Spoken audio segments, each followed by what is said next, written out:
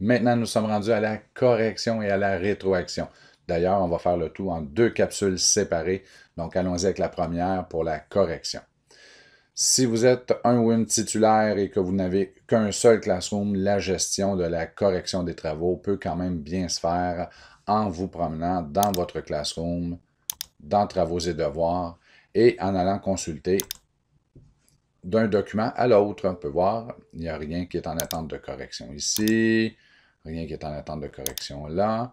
Donc, ça se fait quand même bien si vous êtes titulaire. Par contre, si vous êtes un ou une spécialiste et que vous avez 2, 3, 4, 12 classrooms, alors se promener d'un classroom à l'autre pour vérifier l'état de chacun des travaux deviendrait ingérable. C'est la raison pour laquelle, dans la page index, vous avez le bouton à corriger qui mène exactement au même tableau de contrôle que dans le hamburger, l'onglet à corriger. Donc, les deux ont exactement la même fonctionnalité. Et lorsque vous arrivez ici, vous allez voir tout ce qu'il vous reste à corriger ou non. Donc, on peut voir qu'en cours, j'en ai 5 et j'en avais quand même plusieurs avec aucune date limite. On peut voir que je ne suis pas très à date dans ma correction. Donc, allons-y pour ce qui est en cours. Je pourrais même trier, donc uniquement afficher, les travaux qui ont un lien avec le Classroom, classe de M. Michel. Et là, on peut voir que dans les travaux remis, il n'y en a qu'un seul et il n'a pas été noté. Donc, allons-y. Je suis dans l'exercice PDF. Je vois ici le travail de mon élève. Donc, cliquons sur celui-ci. Et on peut voir que dans sa feuille réponse, il a inscrit son nom et qu'il ne savait pas.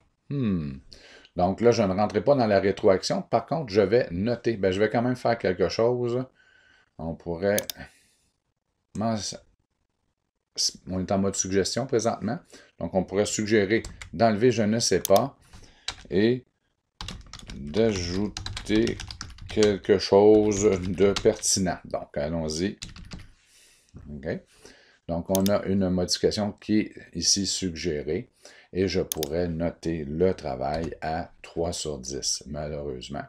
Et là, j'ai l'option. Je peux continuer la correction de tous les travaux des élèves du groupe et uniquement à la fin, lorsque j'ai corrigé le dernier, je pourrais rendre aux élèves leurs travaux, donc en même temps, ou je peux tout simplement cliquer sur rendre et au fur et à mesure que la correction est terminée, chaque élève aura son résultat. Donc, c'est à vous de choisir. Moi, j'aimais bien de faire tout le groupe et de retourner les résultats instantanément aux élèves, donc à tous les élèves en même temps. Donc, allons voir ce que ça donne du côté de l'élève. Vous pouvez voir qu'il y a eu certains changements. Le bouton renvoyer est redevenu actif et l'élève a accès à son résultat ici de 3 sur 10. Donc, l'élève pourrait venir ici. Donc, lorsque vous retournez le devoir à l'élève, ça lui permet de remodifier celui-ci. Ça ne veut pas dire que vous allez avoir à le corriger 2, 3, 4 ou 5 fois. C'est à vous d'être clair avec les élèves qu'une fois que la correction elle est complétée, vous ne recorrigerez pas le même travail 2 ou 3 fois ou 4 fois. Par contre, si vous pouvez le faire, alors pédagogiquement parlant, c'est extrêmement bon puisque l'élève peut réouvrir le document, voir ce que vous avez suggéré. Ah oui, c'est vrai. Parfait. Je vais l'ajouter.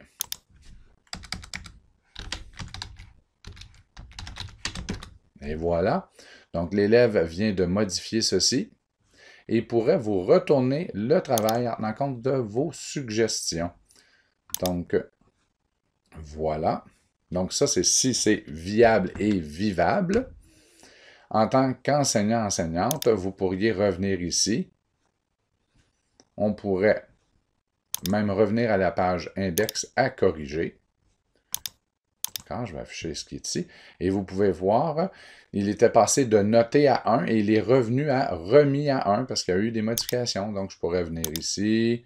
Et là, dans ce cas-ci, on voit que, OK, wow, c'est bien mieux. D'accord? Donc, 5.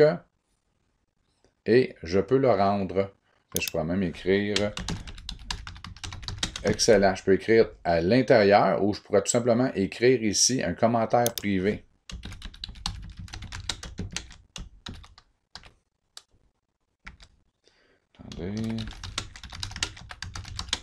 Et voilà.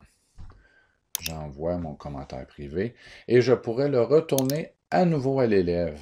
Mais là, il faut éviter le bal. Et là, certains enseignantes vont se dire, oui, mais comment je fais pour prouver que le document n'a pas été modifié suite à la rétroaction, suite à la correction? Bien oui, vous avez un moyen d'éviter cela. Évidemment, vous avez fait votre première correction. Vous le savez qu'elle était juste.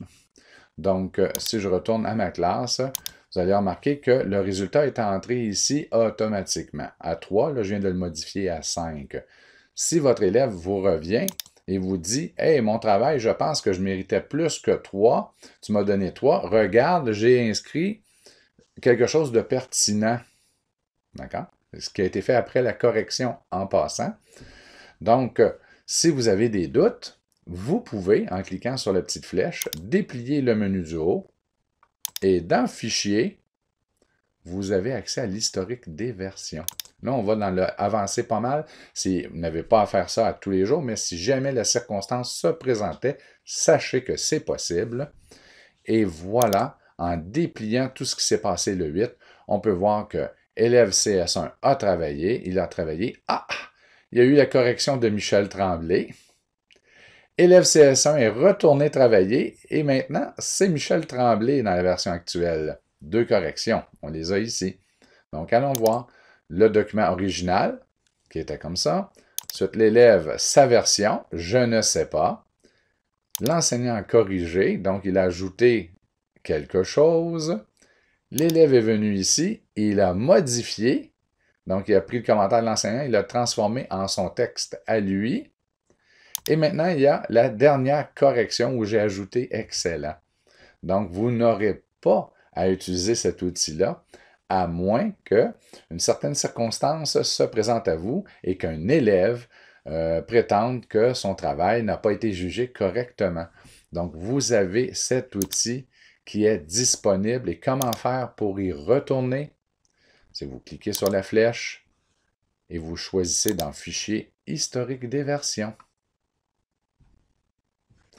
Donc, vous n'avez pas corrigé 2, 3 ou 4 fois. Si vous pouvez le faire, en particulier dans les cas vraiment spéciaux, alors tant mieux.